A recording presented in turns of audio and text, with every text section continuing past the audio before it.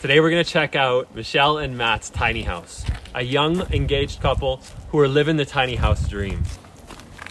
Hey, Michelle, Matt, how you doing? You're doing great, thanks. Oh, thanks for taking the time today. I was so excited to come and check out your guys' house. And the audience I know is like, we're building a house right now. So it's so cool to show them other houses and the people who live in them. Can you tell me a quick few facts about the house? Yeah, so this is the Burrow. It's a fairly new build. We just moved in last year.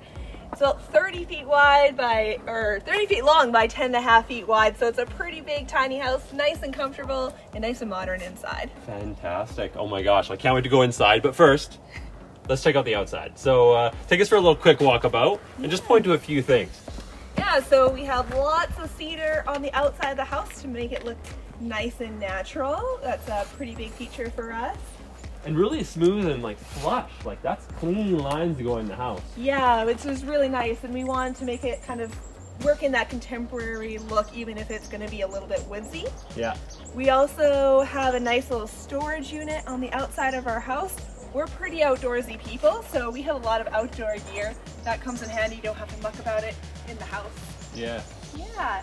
So you guys chose 10.5 feet wide, eh? Yeah. Which I know is a big decision, whether you go 8.5 to 10.5. What made you choose 10.5? We chose a 10.5. I mean, as soon as Matt came into the picture, we knew that there was going to be two of us in the house. We wanted that little extra elbow room, but we also don't plan on moving our tiny house very often, so why not have the extra space? Exactly. Matt, I believe you got to take off, don't you? Yeah. So Matt's got to head up to work, so thanks, Matt. It was nice to quickly meet you. Yep. And yeah, I'm excited to still go and check on the inside, guys. Let's go take a quick look at that. Dun, dun, dun, dun. Wow.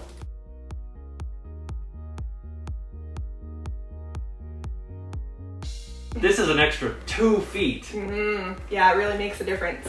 Totally does. All right, where should we start? Right here, I guess, in the front entryway. Where do you want to go first? Yeah, so maybe we'll head to the living room first. Okay, let's go check it out. So as we get into the living room, we have relatively high ceilings up here. Even my taller partner can fit up here. Lots of storage everywhere. So we have a nice ottoman that works as our coffee table and storage. Storage in the couch. Storage in our entertainment unit. And I work from home, so even all of my work stuff fits nicely away. So this is where I work, this is where we lounge, this is where we hang out. And yeah, we kept it nice and cozy and open and comfortable. Gotta say, it feels very spacious in here, actually. I mean, for me, well, it just barely fits, but you don't need much time standing up, do you, in a living room? Yeah, exactly. We spend a lot of our time just sitting in here, so as long as you can stand up without banging your head, then you're fine. Yeah. Have you ever thought about, when you guys were making your planning on this, of lowering it even more? Some people do that in the living rooms. Yeah, we thought about it, but we do also have some fairly tall friends, like yourself. My partner's also quite tall, so we didn't want anyone to feel really claustrophobic in here. Yeah, absolutely. Yeah. I know some people complain about couches all the time in tiny homes, but you guys didn't compromise on it, did you? Yeah, a couch was something that we were not willing to compromise on, so we got really lucky. We have the space already planned out in terms of the width of our living room, and we actually found a couch that fit pretty perfectly in it that also had storage and also had our roll-out couch as well, so this is also our spare bedroom. So we really wanted to make sure, if we're spending a lot of time down here, that it needed to be comfortable. So we got function number 1. We got it as a cozy couch. Yep. I'm gonna test this. This is the official test. Pretty nice, actually. It's I gotta super say, comfortable. mine is way stiffer than this. Yeah, it is very comfortable, yeah. So function number 1 is it's a couch. Yep. Function 2, it pulls out, it's a bed. Yep. You've got an ottoman here with the switching around, also it's a table. Yep, and that's where we keep our blankets as well. It's also your office. Also my office. You sit here and you've got a laptop pillow that you use. Yep. And then it's also your entertainment unit. Absolutely. Yeah, so we really try to make sure that there is storage everywhere and multi-uses everywhere, even in our living room. Fantastic. Yeah. Well done. Awesome. All right, what next? All right, so this actually flows really nicely into the kitchen, so you never have to worry about being left out of the conversation if someone's in the kitchen as well. So when we get into the kitchen, we really didn't compromise on much in here either. We have solid quartz countertops, which are nice and easy to clean and cook on. We have also, of course, storage everywhere. So We have all of our recycling storage all nicely tucked away. All of our cleaning supplies and garbage underneath the sink. We even have a dishwasher, which is something that we weren't really sure we were actually going to go through with, but would not regret buying this whatsoever. Storage even underneath here and underneath the stove. We want to keep our shelving nice and open, so that way we have a little bit more of an open concept in our kitchen as well. But we also have to keep in mind that this is where our wheel wells are. So a lot of the things here we can actually push on the floor and then straight back against the wall. So that really had to be taken into account when we're thinking about things like appliances, which is why you see them not touching the ground. So same with the fridge, we also had to make sure that we had a fridge that could be kind of accommodated with our wheel wells. They're also quite small, so this lifts it up, especially for my taller partner. And then also storage even here. So even these bottom kind of shelves, they don't go as far back, but that's okay. And all of our food basically fits up here, so nice and clean and tucked away. The touches on this kitchen are gorgeous. There's got to be a story here because this looks too good. Yeah, so I'm quite lucky. My mom actually is a part owner in a kitchen and bath design company. So luckily I could just go home and run by the ideas pretty quickly. So it also allowed me to get a little bit of a discount when it came to getting things like really nice cabinets, really nice countertops. Absolutely. And yeah, we wanted to make it look really clean and modern and simple. So we have just a drawer dishwasher. Yeah. Not very many people make these. They are pricey, be forewarned. But that is a huge save. And these also cut down quite a bit on our water use as well. Yeah. Since it is an HE appliance. We also have our cooktop. So this is like our little cutting board cover.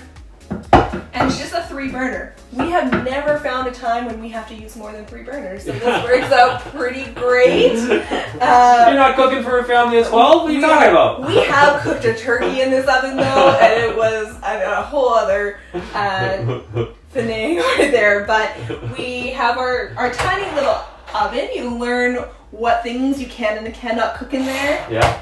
Large pizzas may not be something, but only small pizzas in your future from now on? Only small pizzas. You can't have a big pizza in a tiny house. You all have tiny pizzas. I know, you can only have tiny pizzas. So that's totally okay. It is propane, so it does cook a little bit differently than your regular convection bake oven. But yeah, we love it. It's small and just enough for what we need. Tell me about the microwave. That's a really nice microwave as well, actually. Yeah, that was another thing we didn't really want to have take up space on our countertop or anything like that. So it is a slim one. Once again, those aren't super common. You do have to search around. But it does also act as our hood vent, so it is rated to be around heat as well. And the venting and everything goes all the way just back, and we keep all of our cereals and whatnot. Again, let's reiterate here, because I think the theme I've been getting so far is multifunctional. Yeah. Your microwave is also your hood for pulling out exhaust air. Yeah. It's also a light for above your cook space. Yeah, absolutely. And it doesn't take up much space, allowing you to get more function out of the space above it. Yeah. For storage. Absolutely. Yeah, and especially in our house where everything is propane run, having a fan that can vent out and keep the humidity low in the house is incredibly important. So we run this fan probably once or twice a day. Awesome.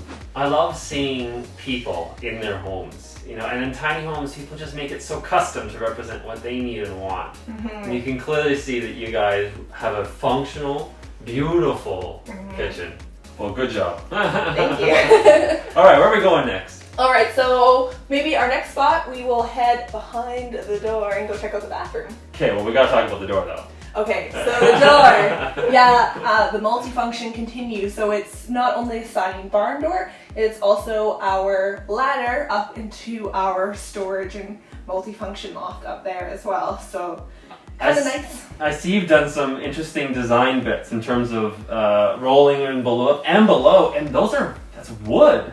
So that's a very interesting finishing touch, really. Yeah, we wanted to still have it look a little bit natural, but if we're going to go with wood, we really had to make sure that we had rollers up top, so that's our main sliding system. But then we also have rollers below that also take a lot of the load. So you're not going to wiggle around and you're not going to break it as you're walking up. Makes a lot of sense. Okay, so we got these roller systems, coasters, and then tell me about the rungs. So this is actually just black metal piping that you could even just find at your regular home hardware store. All right, should we go reveal what's behind the door? Reveal it. Yeah, it just tucks behind the fridge, so it is pretty handy. So now that we're in our bathroom area, you're gonna see that there's a lot happening in here. We have a lot of functions out of this space. So the first thing you'll notice is our toilet. It's not a flush toilet, it's a separate, so it doesn't use any water whatsoever to operate. And is nicely vented out. So just behind this wall, you'll notice that we also have a fairly good sized shower. The loft in here is also bumped up, so we have quite a bit of headroom, so even tall people can shower in here nice and comfortably. Our sink has to be quite a bit more narrow, but that's all right. We do have a pretty long space to work with. Behind these doors, we have our whole mechanical room. So everything from our boiler that does our on-demand hot water. It also does our in-floor heating, which heats our whole house, our vacuum, all that. All of our tools get stuck in there.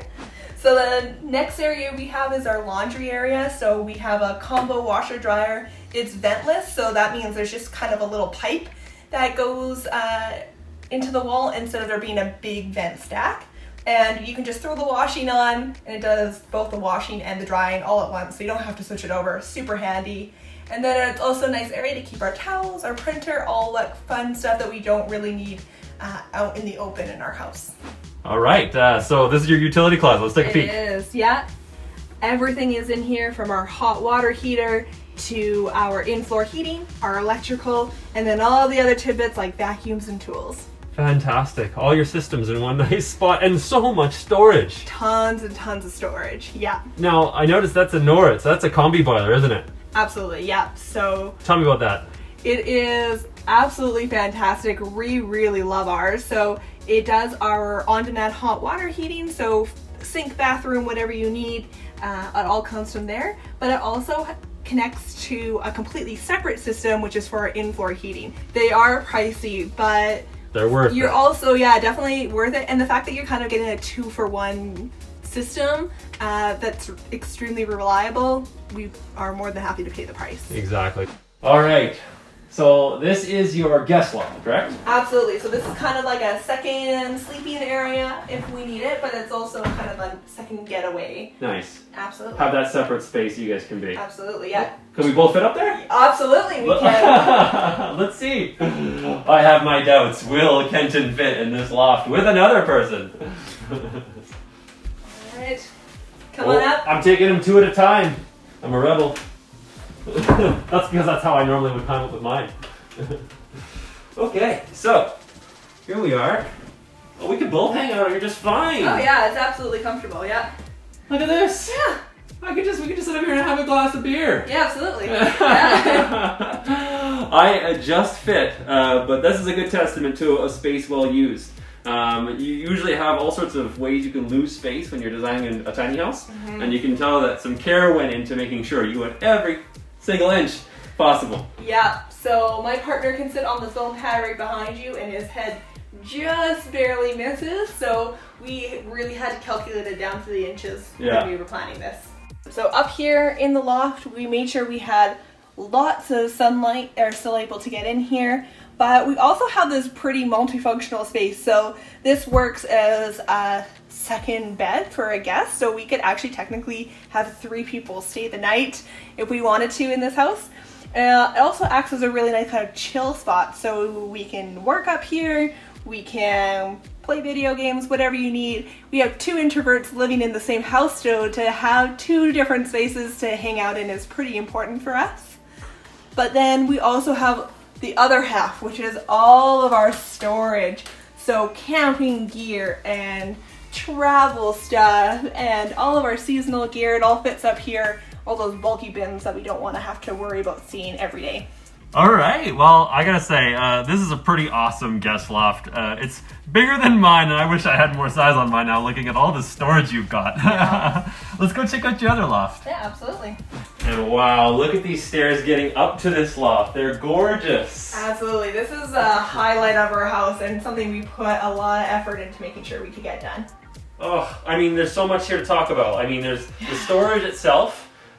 This, if I'm not mistaken, slides. Absolutely. So this is our step stool in the kitchen for someone a little bit shorter than me. Very important to have. But it's also where we keep all of our board games. People after my own heart. Board games! Awesome. And then the wood itself, too. I mean, this is, I know this wood. It's beautiful stuff. Mm-hmm. Please tell us a little more about it. So this is mountain pine beetle kill wood. So the stain that the beetle actually introduces to the tree creates this kind of grayish blue color to the wood. So in the industry, this can't really be sold to make studs or anything like that, but we actually were able to find some and sheet it and make it into nice kind of stair risers. And yeah, it really ties in with that blue and gray look in our house as well. And being a biologist, it's kind of neat to have something that unique in our house and something that, you know we've taken some infected trees out of the wilderness as well. Yeah, a lot of these trees are left standing dead and then they become bunkwood. So yeah. It's really awesome to catch them at this stage of decomposition, really. They're already dead or dying. Yeah.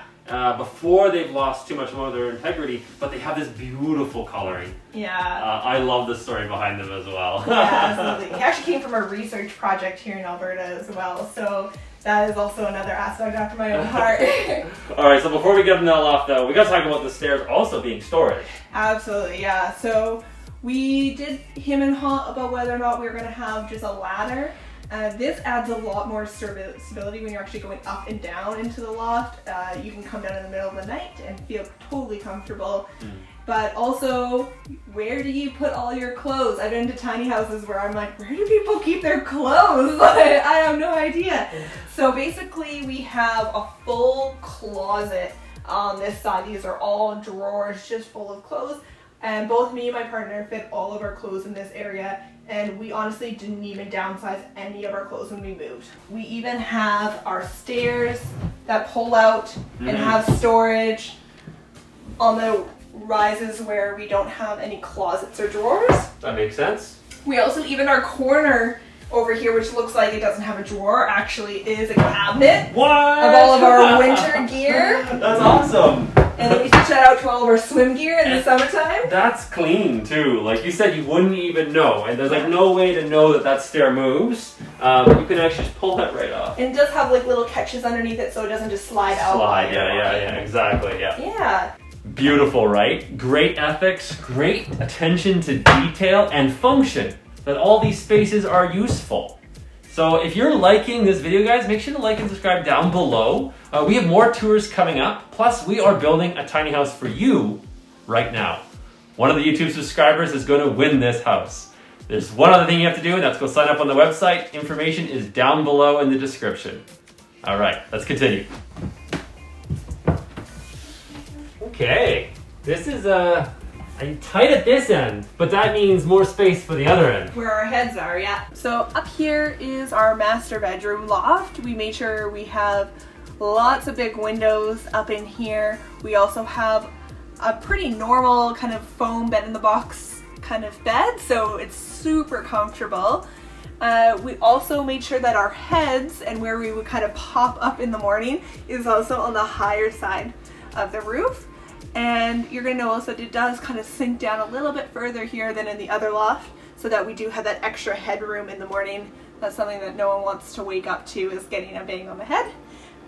We also have more storage. Surprise, surprise. So we have bins all underneath here, which is good for just the super random storage, crafting stuff and extra purses, you know, all that fun stuff. Also a nice kind of ledge to have our phones charging at night.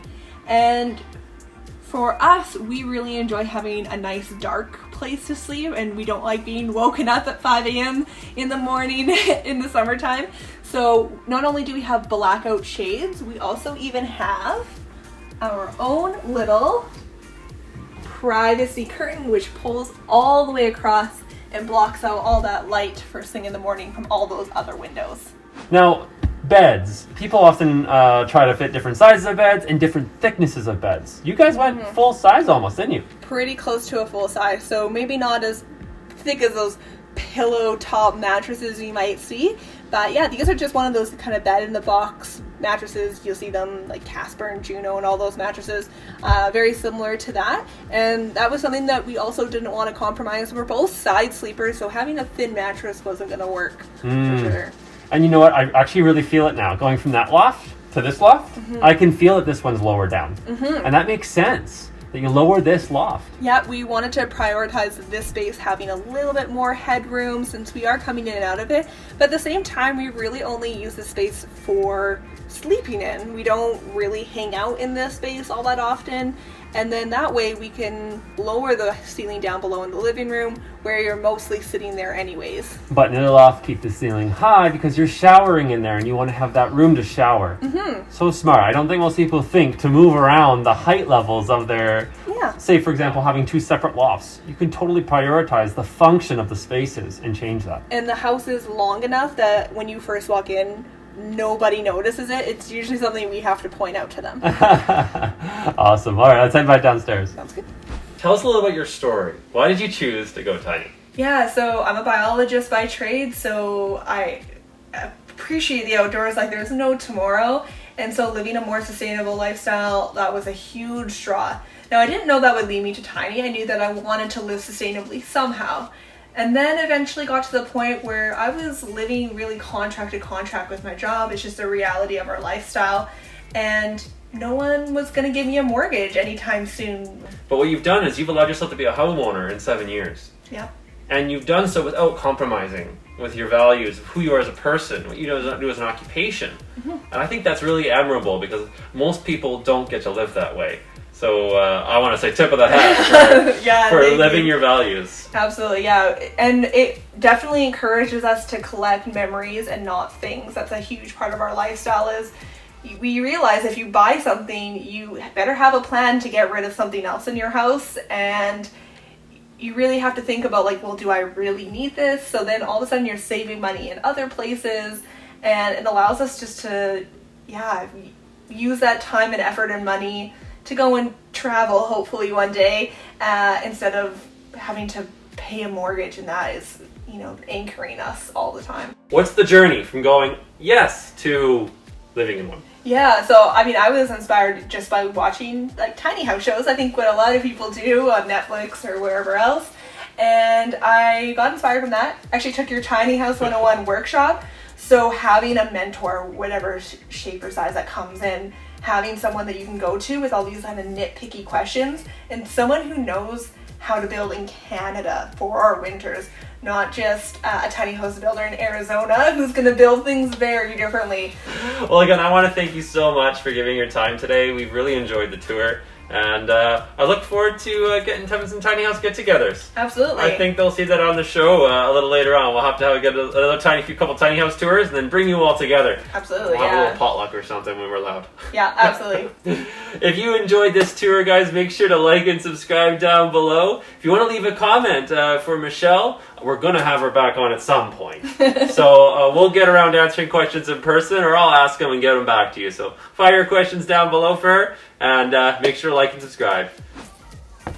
Pretty amazing house, eh?